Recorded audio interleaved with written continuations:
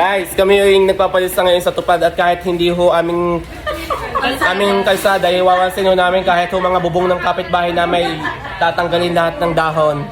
Sa sipag namin ito eh. Wala nga daw sa kanilang listahan. Magtutupad kami. At lagi ang nasa comment section ay lagi daw kami nasa handaan. Ngayon, sasama kami sa paglilinis. Tingnan na naman si Kulot sa handaan. Hindi ka siya kay Guys, yung cafe hindi ka siya kaiga.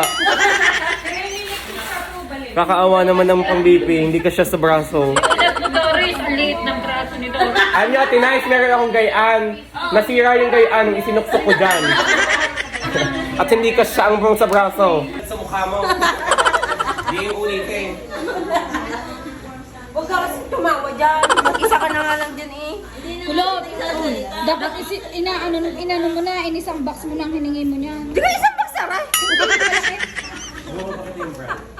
Yung malaki? Ano si Libs ay kaiisip sa pagjebong kay Kulot? Na high vlog mo ngayon. Ang ano na. Dahil pinalitan na ho yung pang-BP at hindi ho talaga kasya, nakakaawa kay gang kamay. Tingnan nyo naman ang braso ni Ga, ang pata, ang laki. Pinalitan ho ng pang-BP, yung malaki-laki. Nakakaawa naman sa Tinice, pagod na sa braso ni Ga. Kaya Lalo pa lang. na pag inilot niya, tinice ang likod mo. Lalo na pag doble ang bayad na. Oo, dalawang katawan eh.